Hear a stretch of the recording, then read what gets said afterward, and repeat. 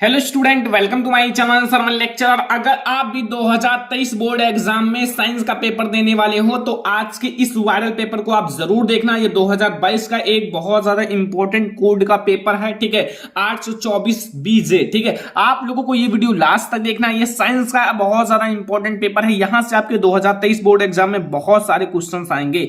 तो आपसे रिक्वेस्ट है कि वीडियो को लास्ट तक देखना, वीडियो को लाइक भी कर देना, अगर चैनल पर ना हो तो सब्सक्राइब भी कर देना। जैसा कि आपको पता है आपके पास समय रहेगा 3 घंटे 15 मिनट का। आपको 3 घंटे इस पेपर को सॉल्व करना है, 15 मिनट आपको इस पेपर को पढ़ना है। पूर्णांक रहेगा 70 नंबर का, 70 नंबर का आपका पेपर होगा। ठीक है, अब आप कितना ला सकते हो वो आपके हाथ में है। तो देखो प्रश्न कैसे आएंगे।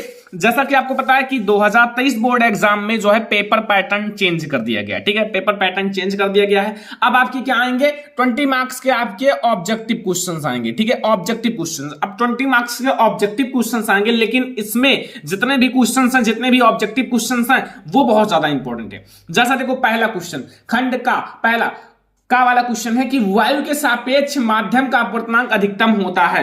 अब ये क्वेश्चन आपके बोर्ड एग्जाम में आ सकता है। ठीक है, ऑब्जेक्टिव ये भी है। ऑप्शन नंबर फर्स्ट है जल का, सेकंड है हीरा का, एंड थर्ड है आपका कांच का, एंड फोर्थ है तारपीन के तेल का। ठीक है, तो वायु के सापेक्ष माध्यम का अपवर्तनांक अधिकतम होता है, तो वो हमारा है हीरा। क्या है, हीरा का अपवर्तनांक जो है वो सबसे अधिकतम होता है। ठीक है, अब देखो अगला क्वेश्चन खा वाला ऑब्जेक्टिव है कि निकट दृष्टि दोष के निवारण के लिए चश्मे में प्रयुक्त करना चाहिए। अगर किसी व्यक्ति को निकट दृष्टि दोष हो जाता है तो उसके चश्मे में कौन सा लेंस का प्रयोग करना चाहिए। ऑप्शन नंबर फर्स्ट है अवतल लेंस, सेकंड है अवतल दर्पण, थर्ड है हमारा अवतल या फिर उत्तल लेंस, एंड फोर्थ है उत्तल दर्पण। देखो दर्पण का प्रयोग करा नहीं जाएगा। अब आपका आता है दो ऑप्शंस, एक हमारा पहला अवतल लेंस या दूसरा आपका तीसरा उत्तल लेंस। देखो निकट दृष्टि दोष में क्या होता है कि हमें मतलब जैसे आपका निकट दृष्टि दोष है तो उसमें हमें अवतल लेंस का प्रयोग करना पड़ेगा। किस लेंस का, अवतल लेंस का। ठीक है, तो निकट दृष्टि दोष और दूर दृष्टि दोष बहुत आसान है। ठीक है, पढ़ा रखा है।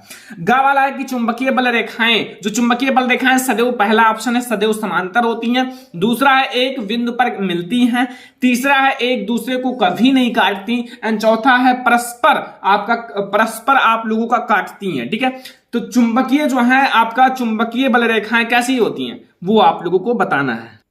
तो इसका हमारा राइट आंसर होगा कि एक दूसरे को कभी नहीं काटती हैं। ठीक है, जो चुंबकीय बल रेखाएं होती हैं एक दूसरे को कभी नहीं काटती हैं, याद रखना। ठीक है, एंड हमारा 4 नंबर सारे ऑब्जेक्टिव्स हैं एक एक मार्क्स के, ऐसे ही बोर्ड एग्जाम में आएंगे 2023 में। देखो यदि पाई चुंबकीय फ्लक्स है, बी चुंबकीय क्षेत्र की तीव्रता है और ए अनुप्रस्थ जो आप लोगों का प्रतिच्छेद का क्षेत्रफल है, तो आप लोगों को बीच से ही संबंध है, इसका एक संबंध होता है। ठीक है, वो संबंध मैं आप लोगों को बता देता हूं, इस ऑप्शन में है लेकिन वो दूसरे टाइप से। जैसे हमारा जो ये फाई होता है, ठीक है, ये इक्वल टू होता है v इंटू ए। ठीक है, अब देखो ये आप लोगों का दिया है कहीं कि नहीं दिया हुआ है। देखो देख लो, यहां हमारा v equal to and phi है तो v अपान ए है। ठीक है, यहाँ v इंटू ए है। तो इसके लिए आप क्या करोगे कि यहां हम लोग v, देखो v इक्वल टू, अगर यहां से b का वैल्यू देखा जाए तो 5/a हो जाएगा, तो 5/a है, ये वाला सही है। ठीक है, तो ये आपके ऑब्जेक्टिव्स हैं जो बोर्ड एग्जाम के लिए इंपॉर्टेंट हैं। अब देखो आपके और भी ऑब्जेक्टिव बढ़ा दिए गए हैं, तो ये जो इंपॉर्टेंट ऑब्जेक्टिव है इस पेपर में दिया था तो वो मैंने आप लोगों को बता दिया। अब हमारा देखो दूसरा नंबर क्वेश्चन है फर्स्ट, यानी कि का वाला क्वेश्चन 2 नंबर का। अवतल दर्पण के मुख्य अक्ष पर ध्रुव से 30 सेंटीमीटर की दूरी पर स्थित वस्तु का प्रतिबिंब वस्तु पर ही बनता है, उसकी फोकस दूरी क्या है। ये 2 मार्क्स का क्वेश्चन है। अब इस टाइप से आपके क्वेश्चन बोर्ड एग्जाम में आते हैं। देखो न्यूमेरिकल है, अब आप लोग मान लो न्यूमेरिकल नहीं लगाते हो तो कैसे आपके अच्छे मार्क्स आएंगे। देखो खा वाला भी न्यूमेरिकल बोर्ड एग्जाम में दे रखा है कि 40 सेंटीमीटर फोकस दूरी वाले अवतल दर्पण की त्रिज्या ज्ञात कीजिए। ठीक है, यहां फोकस दूरी दी रखी है एंड त्रिज्या ज्ञात करनी है। अब अगर आप न्यूमेरिकल नहीं लगाते हो, फार्मूला नहीं याद करते हो कि F बराबर R/2 होता है, तो कैसा लगाओगे। ये 2 मार्क्स के क्वेश्चन छोड़कर चले आओगे तो फिर आपका परसेंटेज गिर जाएगा। वाहनों में उत्तल दर्पण का उपयोग क्यों किया जाता है। अगर इन पूरे पेपर का सॉल्यूशन चाहिए तो बता देना। ठीक है, वैसे अभी मैं आपको ऑब्जेक्टिव को बता रहा हूं और कैसा पेपर आएगा जो इंपॉर्टेंट है वो बता रहा हूं, क्योंकि ये बहुत ज्यादा इंपॉर्टेंट पेपर है। ठीक है, एंड हमारा तीसरा का क्या है कि 15 सेंटीमीटर फोकस दूरी का कोई अवतल लेंस किसी वस्तु का प्रतिबिंब लेंस से 10 सेंटीमीटर दूरी पर बनाता है। वस्तु लेंस से कितनी दूरी पर स्थित है, किरण आरेख भी आप लोगों को बनाइए। ये 4 मार्क्स का है। ठीक है, अब 4 मार्क्स वाले क्वेश्चन में आपके अथवा भी लगे रहते हैं। देखें एक मनुष्य चश्मा पहनकर 25 सेंटीमीटर की दूरी पर रखी वस्तु को स्पष्ट देख सकता है। ठीक है, चश्मे में प्रयुक्त लेंस की फोकस दूरी 50 सेंटीमीटर है। बिना चश्मे के आप मनुष्य किस दूरी पर रखी वस्तु पुस्तकालय को पढ़ सकता है। ये 4 मार्क्स का है। अब देखो, अब आप लोगों का जो है ना मॉडल पेपर चेंज कर दिया गया, पेपर का पैटर्न वो मैंने आप लोगों को बता रखा है। अब आपके जो लघु उत्तरीय प्रश्न है, जो लघु उत्तरीय प्रश्न में उसमें कोई ऑप्शन नहीं रहेगा। ठीक है, कोई ऑप्शन नहीं रहेगा, केवल दीर्घ उत्तरीय प्रश्न में रहेगा। एंड यहां अब आप लोग देखो खा वाला कि एक इलेक्ट्रॉन जिसका द्रव्यमान 9 × 10⁻31 माइनस में किलोग्राम व आपका आवेश है 1.6 × 10⁻19 गुलाम एंड एक्स अक्ष के समांतर 3 × 10⁻6 मीटर प्रति सेकंड के वेग से गति करता है, तो जेड अक्ष के समांतर कार्यरत 0.3 वेबर प्रति मीटर स्क्वायर के चुंबकीय क्षेत्र में प्रवेश करता है। इलेक्ट्रॉन पर जो कार्यरत करने वाले बल, त्वरण एवं बल की दिशा ज्ञात कीजिए। ये भैया 4 मार्क्स का क्वेश्चन है। ठीक है, अब देखो अगर ये नहीं आता तो ये बहुत आसान क्वेश्चन दे रखा है कि 2 ओम, 3 ओम तथा 5 ओम के प्रतिरोधों को श्रेणी क्रम में जोड़ो। यदि संयोजन के दोनों सिरों का जो विभवांतर है, जो मतलब सिरों का 30 वोल्ट का विभवांतर लगा हो, तो प्रत्येक प्रतिरोध के सिरों का बीच विभवांतर ज्ञात कीजिए। ठीक है, अब देख सकते हो। अब आपका देखो ये आ गया। अब आपके फिजिक्स के हैं। अब फिजिक्स के लॉन्ग क्वेश्चन ऐसे ही आएंगे बोर्ड एग्जाम में, जो 2023 में पेपर में। ठीक है, किसी धारा के चुंबकीय प्रभाव से आप क्या समझते हैं? ठीक है, विद्युत धारा के चुंबकीय प्रभाव। एक लंबे सीधे धारावाही चालक द्वारा उत्पन्न चुंबकीय क्षेत्र की तीव्रता किन किन बातों पर निर्भर करती है? चुंबकीय क्षेत्र की दिशा के नियम लिखिए। ये 7 मार्क्स का है। अब देखो 7 मार्क्स वाले में आपको ऑप्शन रहेगा। ठीक है, जैसे यहां लिखा हुआ है विद्युत मोटर का क्या सिद्धांत है, इनकी रचना का सचित्र चित्रण कीजिए या फिर सचित्र वर्णन कीजिए, इसकी कार्यविधि समझाइए और विद्युत मोटर का उपयोग। तो ये आपका 7 मार्क्स का कोई एक करना है, 7 मार्क्स आपको मिल जाएगा। ये अभी तक फिजिक्स चल रहा था। ठीक है, अब हमारा केमिस्ट्री स्टार्ट हो गया। केमिस्ट्री में भी आपके ऑब्जेक्टिव्स हैं। शुद्ध जल का पीएच मान कितना होता है? फर्स्ट ऑप्शन है 0, सेकंड है 1, थर्ड है 7 एंड 4 है 14। तो स्टूडेंट ने सही लगाया है, ये स्टूडेंट का पेपर है तो 7 सही है। ठीक है, अम्ल में से हाइड्रोजन घटने वाला धातु है, मतलब अम्ल में से हाइड्रोजन हटाने वाला धातु। अब जो हाइड्रोजन से नीचे होंगे वो नहीं घटा पाएंगे, तो हाइड्रोजन से नीचे यहाँ Ag भी है, Cu भी है, Hg भी है, और जो हाइड्रोजन के ऊपर है वो केवल Zn है। तो Zn जो है वो हाइड्रोजन हटा सकता है। ठीक है, अम्ल में से।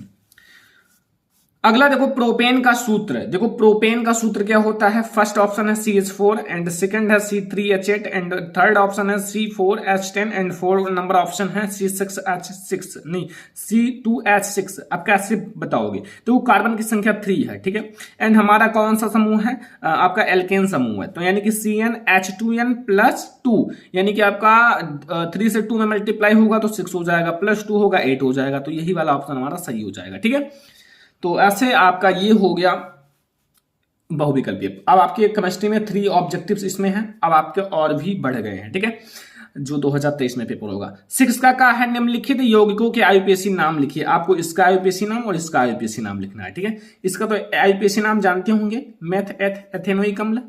ठीक है, तो ये हमारा अगला देखो यहां खा वाला मेंडलीव का आवर्त नियम क्या है? जो मेंडलीव का आवर्त नियम है वो क्या है और इसका व्याख्या कीजिए। इसकी व्याख्या करनी है, 2 मार्क्स का है। ठीक है, एंड निम्नलिखित रासायनिक अभिक्रियाओं को पूर्ण कीजिए। ये आपको 2 रासायनिक अभिक्रिया है, इसको पूर्ण करना है। CH3COOH, ठीक है, and plus C2H5OH सांद्र H2SO4, and इसको आपको पूरा करना है। 2 रासायनिक अभिक्रिया, 2 मार्क्स का है।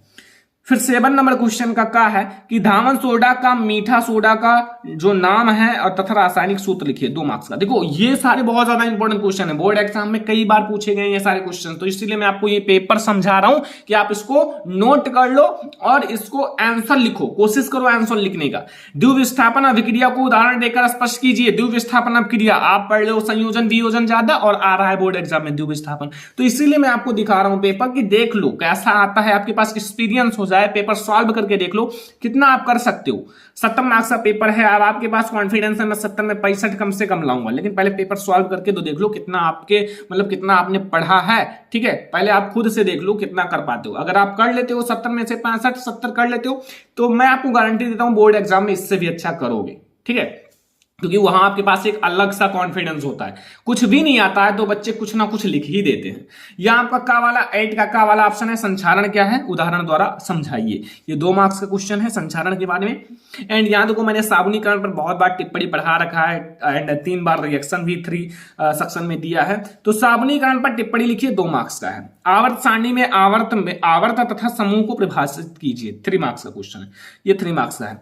अब देखो ये आपका जो है ना तीनों मिलाकर आपके 7 मार्क्स के क्वेश्चन है। 4 ये 2 to 4 एंड 3 7। अब ये अगर वो 7 नहीं आता तो अथवा लगा हुआ है, ये 7 कर सकते हो। लॉन्ग क्वेश्चन है, कई भागों में विभाजित कर दिया गया। देखो निम्नलिखित पर संक्षिप्त टिप्पणियां लिखिए। पहला का वाला रेडाक्स अपक्रिया, रिडैक्स है लेकिन रेडाक्स अपक्रिया है, 2 मार्क्स का है, ठीक है।